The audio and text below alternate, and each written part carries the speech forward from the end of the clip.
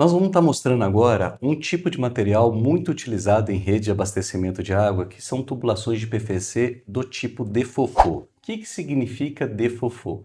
É diâmetro equivalente ao ferro fundido. O que acontece? Há 30, 40 anos atrás, um material muito utilizado para o sistema de abastecimento de água em rede de distribuição de água, além do material cimento amianto, também era utilizado bastante o ferro fundido, chamado na prática de FOFO, tá? Que é ferro fundido.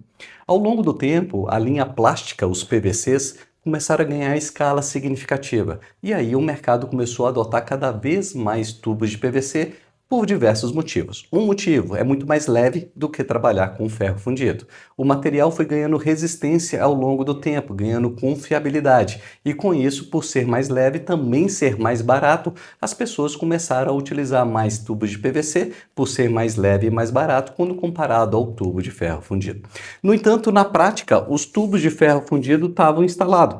E aí a gente precisava criar um tubo de PVC que encaixasse nas mesmas medidas de um tubo de ferro fundido. Então, o ferro fundido, eu tenho o diâmetro externo dele e tenho a bolsa dele, que eu precisava de um tubo com ponta para me encaixar nas mesmas medidas do ferro fundido. E a gente tinha um tubo de PVCs que a diâmetro externo não batia com o diâmetro externo do ferro fundido. Então foi criado o tubo DFOFO, que ele tem as mesmas medidas externas do ferro fundido e com isso eu consigo fazer as conexões entre os dois materiais, aproveitando aquilo que já está em campo com o que eu estou implantando de novo, que é muito mais fácil de ser utilizado e muito mais barato do que o ser utilizado do que o ferro fundido.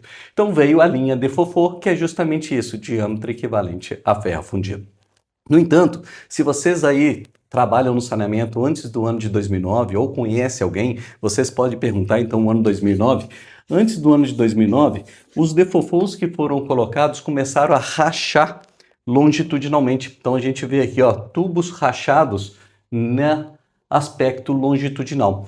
Por quê? No ano de 2009, até o ano de 2009, o tubo DFOFO, a constituição do material tinha uma falha de resistência e muitos desses tubos rachavam-se longitudinalmente e muitos falavam o seguinte: não vamos usar mais o tubo DFOFO porque ele está dando problema. E aí os fabricantes mudaram a constituição dele depois do ano de 2009 e aí esse material começou a se tornar com melhor resistência, que é hoje a confiabilidade que se tem de tubos DFOFO. Então antes de 2009 era muito comum esses tubos racharem, principalmente longitudinalmente, e agora mais recente com a mudança da característica do material, são tubos que têm uma resistência maior. Importante durante a execução, como qualquer tipo de tubulação ponta-bolsa, é muito comum que as pessoas às vezes colocam uma certa angulação ao encaixar uma ponta e bolsa, principalmente para economizar curva.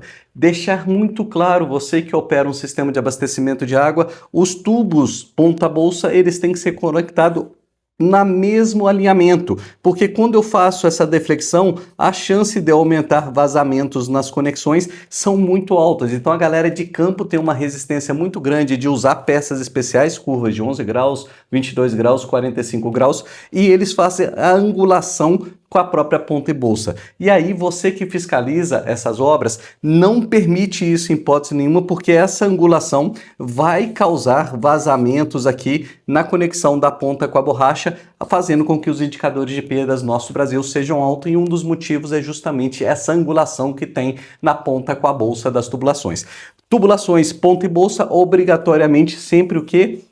É no mesmo alinhamento, evitando qualquer tipo de curvatura. Luciano, quantos graus podem? Nenhum grau, tá? Sugestão é que nenhum grau, seja sempre alinhado e use as curvas especiais 11 graus, 22 graus ou 45 graus para fazer essa mudança de direção no campo. Lembrando que aqui vocês vão ver que o tubo DFOFO, ponta e bolsa, ele já vem com um anel de borracha dentro ou não, tá? Na especificação, se você pedir DFOFO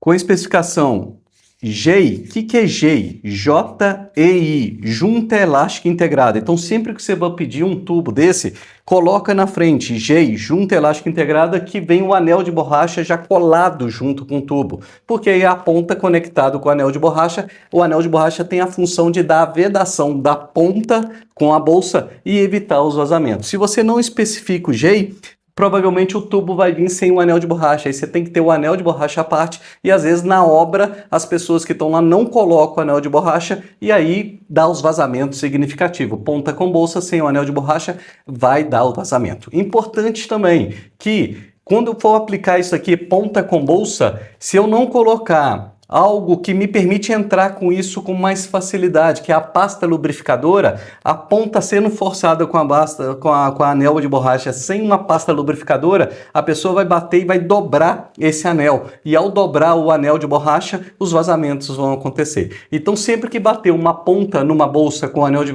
borracha, coloca a pasta lubrificadora, é essencial e precisa ter para que isso entre com mais facilidade. E entrando com mais facilidade, eu não dobro o anel de borracha e evito vazamentos. Então tá aí, ó, tubo de fofô, diâmetro equivalente ao ferro fundido, característica dele na coloração azul. Então você viu um tubo de PVC azul, ele é tubo de fofô. Tomar cuidado que existe a linha de irrigação e existe a linha de saneamento. A de irrigação não é recomendado de utilizar na do saneamento, então tomar muito cuidado de ver a especificação. E existe dois tubos desse que é um 1 MPa e existe 1.6 MPa. O que significa isso? 1 MPa significa que ele suporta 100 metros de coluna d'água. A pressão dele é 100 MCa. 1 MPa, 100 MCa. Existe o 1.6 MPa, que às vezes você vai precisar de uma adutora que aguenta mais pressões, então existe o 1.6 MPa, que é 160 metros de coluna d'água.